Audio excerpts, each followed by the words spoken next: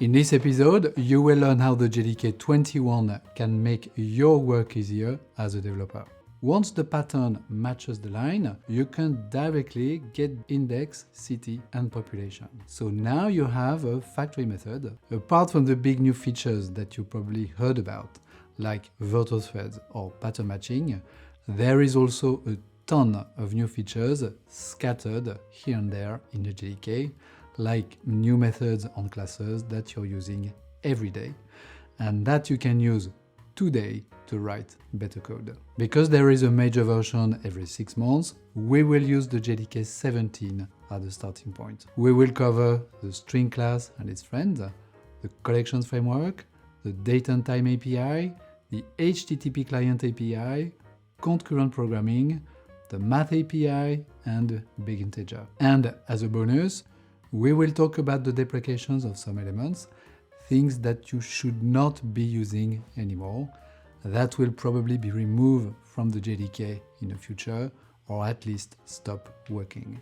Being aware of that now will make your life easier when you move to a future version of the JDK. So let us start with something you use daily, our good old friend, the string class. An overload of the indexOf method has been added that allows you to look for a single character or a substring between a begin index and an end index. This is nice, not a revolution, but I'll definitely take it. The character class saw the addition of several methods to support emojis. There are actually 5 of them: isEmoji component, isEmoji modifier, isEmoji modifier base, and isEmoji presentation. All these methods take a code point as a parameter of type int. This method will tell you if the code point you pass as an argument has the corresponding emoji property. The other good old StringBuffer and StringBuilder classes got some attention too. You can now repeat a string of characters a number of times with the repeat method. And by the way, there is an overload of this method that takes a single character. Nice. One of the biggest additions in this topic is an update of the regular expression engine that now supports named groups. Named groups allow you to give capturing groups a name and get them in your code using that name. So on the following example, we are analyzing a line with an index, a city name, and a population. So let us first create a pattern. We want to capture the first group and give it the name index. It's just an integer in a string of character followed by a separator. Then we have a second group that we want to capture, which is the city name, followed by another separator, and then the third group we want to capture, which is an integer in a string of character with internal spaces separator. Once the pattern matches the line, you can directly get the 3 capturing groups: index, city, and population. Note that we use the text block to write our regular expression. This regular expression needs to be on one line, but it's more readable to split it on several lines. So to remove the trailing line feed at the end of each line of your source code, you just need to add a backslash. Neat. Several elements have been added to the collections framework, and the biggest of them is of course the 2 new interfaces, sequenced collection and sequence set. If you want to know more about these two, why they've been added, and all the details about how you can use them, you can watch the episode 19 of the JEP Café. The link is in the description. Besides this addition, you also have several factory methods to create different types of maps with a given initial capacity.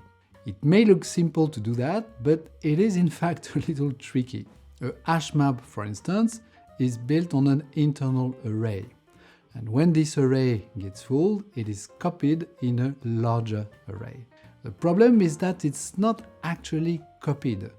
All the key value pairs of the first array need to be rehashed in order to be placed at the right position in a new array.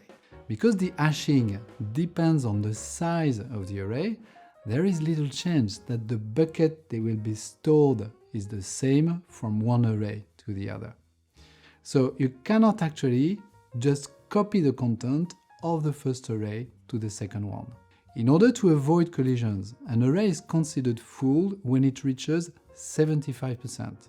So to create a hash map that can store, let's say, 100 key-value pairs, you actually need an array of size 134, under the constraints that the size of the array should be a power of 2. So you will actually create an array of size 256. This computation is error-prone, to say the least, so now you have a factory method, and actually several factory methods to do that, and you can forget about it. All you need to do is to call new hash map, pass the number of entries you need, and that's it. You're done. And by the way, you have an equivalent method on hashset, linked hash map, and linked hashset, which is much simpler. A nice addition to the date and time API is the localization of the date-time formatter. You now have a off-localized pattern factory method that takes a format of type string that produces a localized pattern. The corresponding builder has also been updated with an append localized method that takes a localized pattern of type string. Great.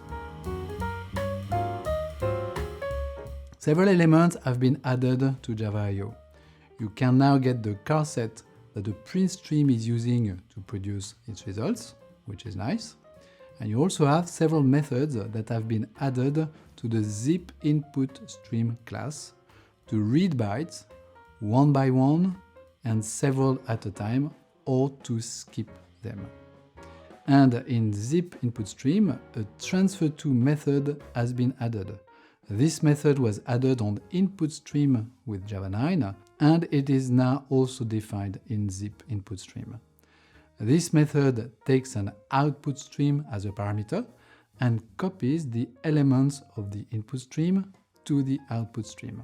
Once this method returns, there is no more elements to be read from this input stream.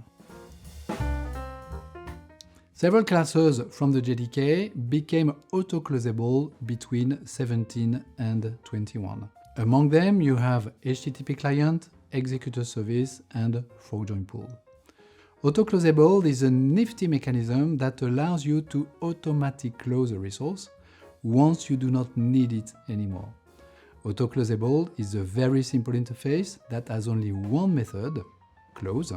So if you want to use it in your application, it's really super simple.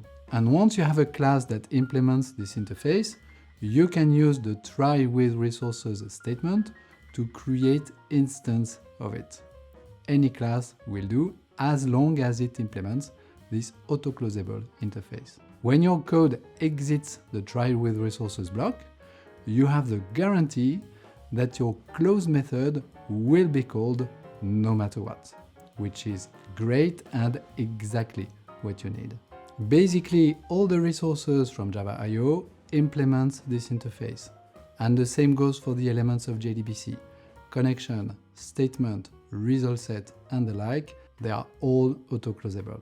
And there are many other classes in the JDK that are also AutoCloseable, and again, any class from your application could be AutoCloseable. Well, now the good news is that HttpClient, ExecutorService, and ForkJoinPool are joining the family, meaning that you can also use them with this try with resources pattern. Neat. The math class and the BigInteger class got some attention too. First, a bunch of methods have been added to the math class. 3 overloads of the sealDiv method have been added, along with 2 overloads of sealDivExact and 2 more of sealMod. Dividing integers may sound simple, but it's actually quite complex. You have several ways to handle rounding, made even more complex when you need to support negative numbers, without forgetting about overflow. And remember that you have integer.maxValue and integer.minValue, which can generate some unexpected overflows. That makes many corner cases that you need to handle properly, thus the amount of overloads for these methods. And by the way, you also have another 4 methods added, divide exact and floor divide exact. These 4 actually throw an arithmetic exception in case of an overflow, instead of silently returning integer.minValue or long.minValue. Another method has been added with several overloads to handle the int, long, float and double primitive types. This method is clamp. This method clamps the provided value between the min and the max you give. And as a bonus, you get a last method, unsigned multiply high, that multiplies 2 longs as unsigned numbers and returns the 64 higher bits as a long. The BigInteger saw one addition, the capability to perform multiplications in parallel. This implementation is quite complex and uses the ForkJoin framework. As usual when using these kind of things, be careful, measure your performance gains precisely and in a production environment to make sure that it fits your exact use case and that you're actually improving your performances. Many things have been added in the concurrent programming space, and I'm not going to cover virtual threads here. If you need a deep dive into virtual threads, you can watch the dedicated episode I did for this series on this topic. The link is in the description. I just would like to cover 2 elements here. First, you now have a join method and a sleep method on the thread class that both take a duration as a parameter, which is great. You also have the isVirtual method that tells you if a thread is virtual or not. And don't forget that you have a new way to create thread from the thread class. You have 2 polymorphic builders that you can use to create threads, both platform threads and virtual threads. And if you want to use virtual threads, you also have a new factory method in the executors class to create an executor service that does not pull anything, that just creates virtual threads on demand.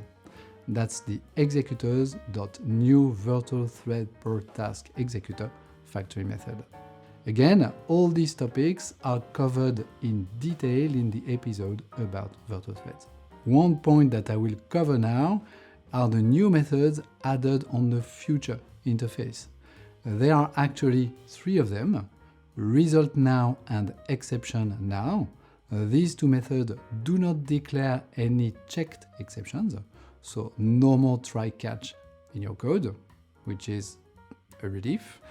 But just be aware that if you call them and the future you're using is not done, then you will get an illegal state exceptions. You are really supposed to call these methods when you know that your future produced a result or an exception. And then there is a third one, state, that you can call to check the current state of your future object.